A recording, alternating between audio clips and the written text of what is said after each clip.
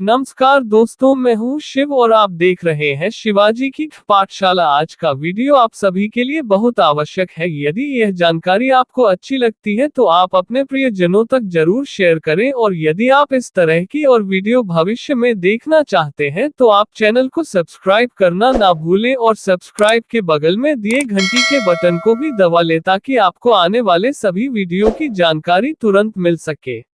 अब शुरू करते हैं आज का वीडियो। डेंगू बुखार यह क्या होता है?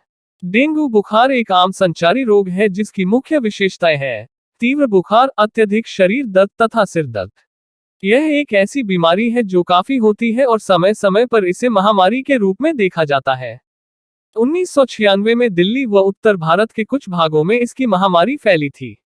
वयस्कों के मुकाबले बच्चों में इस बीमारी की तीव्रता अधिक होती है।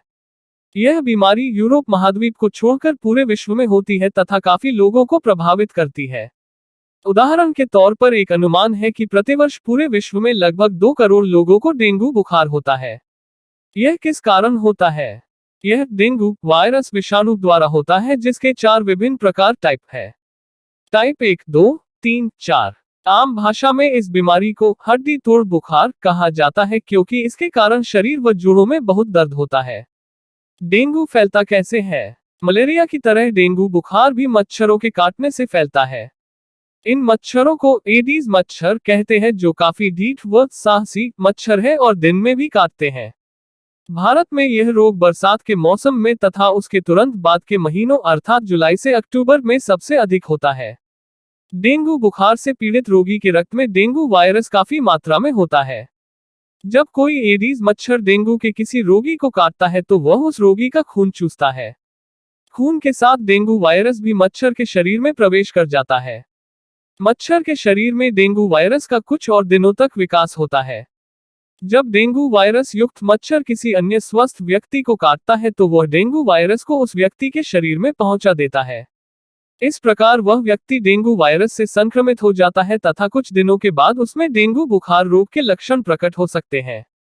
संक्रामक काल: जिस दिन डेंगू वायरस से संक्रमित कोई मच्छर किसी व्यक्ति को काटता है तो उसके लगभग 3 से 5 दिनों बाद ऐसे व्यक्ति में डेंगू बुखार के लक्षण प्रकट हो सकते हैं। यह संक्रामक काल 3 से 10 दिनों तक भी हो सकता है।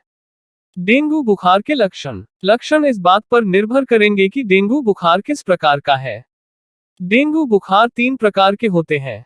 1 क्लासिकल साधारण डेंगू बुखार, 2 डेंगू हेमरेजिक बुखार DHF, 3 dengue shock syndrome DSS। Classical साधारण डेंगू बुखार एक स्वयं ठीक होने वाली बीमारी है तथा इससे मृत्यु नहीं होती है, लेकिन यदि DHF तथा DSS का तुरंत उपचार शुरू नहीं किया जाता है तो वे जानलेवा सिद्ध हो सकते हैं। इसलिए यह पहचानना अत्यंत महत्वपूर्ण है कि साधारण डेंगू बुखार है या DHF अथवा DSS है। निम्नलिखित लक्षणों से इन प्रकारों को पहचानने में काफी सहायता मिलेगी। 1. क्लासिकल साधारण डेंगू बुखार के लक्षण: ठंड लगने के साथ अचानक तेज बुखार चढ़ना, सिर, मांसपेशियों तथा जोड़ों में दर्द होना, आंखों के पिछले भाग में दर्द होना जो आंखों को दबाने या हिलाने से और भी बढ़ जाता है, अत्यधिक कमजोरी लगना, भूख में बेहद कमी तथा जी मितलाना, मुंह के स्वाद का खराब होना, गले में हल्का सा दर्द होना, रोगी बेहद दुखी तथा बीमार महसूस करता है, शरीर पर लाल ददोरे रैश का होना, शरीर पर लाल गुलाबी ददोरे निकल सकते हैं, चेहरे, गर्दन तथा छाती पर विसरित डिफ्यूज दानों की तरह के ददोरे हो सकते हैं। बाद में ये ददोरे और भी स्पष्ट हो जाते हैं। साधारण क्लासिकल डेंगू बुखार की अवधि लगभग 5 से 7 दिन तक रहती है और रोगी ठीक हो जाता है। अधिकतर मामलों में रोगियों को साधारण डेंगू बुखार ही होता है। 2 डेंगू हेमरेजिक बुखार DHF: यदि साधारण क्लासिकल डेंगू बुखार के लक्षणों के साथ साथ निम्नलिखित लक्षणों में से एक भी लक्षण प्रकट होता है तो DHF होने का शक करना चाहिए। रक्तस्राव हेमरेज होने के लक्षण: नाक, मसूदों से खून जाना, शौच या उल्टी में खून जाना, त्वचा पर गहरे नीले काले रंग के छोटे या बड़े चिकते पट जाना आदि रक्तस्राव हेमरेज के लक्षण हैं। यदि रोगी की किसी स्वास्थ्य कर्मचारी द्वारा टूर्निकेट टेस्ट किया जाए तो वह पॉजिटिव पाया जाता है। प्रयोगशाला में कुछ रक्त परीक्षणों के आधार पर DHF के निदान की पुष्टि की जा सकती है। 3 डेंगू शॉक सिंड्रोम DSS: इस प्रकार के डेंगू बुखार में DHF के ऊपर बताए गए लक्षणों के साथ साथ शॉक की अवस्था के कुछ लक्षण भी प्रकट हो जाते हैं। डेंगू बुखार में शॉक के लक्षण ये होते हैं।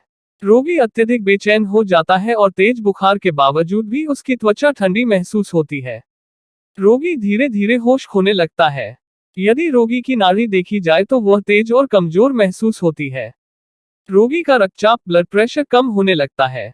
डेंगू बुखार में उपचार। यदि रोगी को साधारण क्लासिकल डेंगू बुखार है तो उसका उपचार व देखभाल घर पर की जा सकती है। चूंकि यह स्वयं ठीक होने वाला रोग है इसलिए केवल लाक्षणिक उपचार ही चाहिए। उदाहरण के तौर पर स्वास्थ्य कर्मचारी की सलाह के अनुसार पैरासिटामोल की गोली या शरबत लेकर बुखार को कम रखिए। रोगी को डिस्प्रिन, एस्प्रिन कभी ना दें। यदि बुखार 102 डिग्री फ़ारेनहाइट से अधिक है तो बुखार को कम करने के लिए हाइड्रोथेरेपी, जल चिकित्सा करें। सामान्य रूप से भोजन देना जारी रखें। बुखार की स्थिति में शरीर को और अधिक भोजन की आवश्यकता होती है।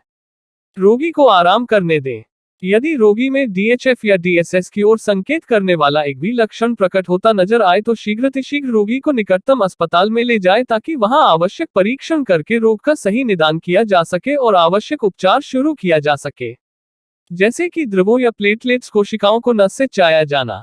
प्लेटलेट्स एक प्रकार की रक्त कोशिकाएं होती है जो डीएचएफ तथा डीएसएस में कम हो जाती है। यह भी याद रखने योग्य बात है कि डेंगू बुखार के प्रत्येक रोगी की प्लेटलेट्स चाहने की आवश्यकता नहीं होती है। कृपया याद रखिए, यदि समय पर सही निदान करके जल्दी उपचार शुरू कर दिया जाए तो डीएचएफ तथा डीएसएस का भी संपूर्ण उपचार संभव है। डेंगू बुखार के रोकथाम के उपाय।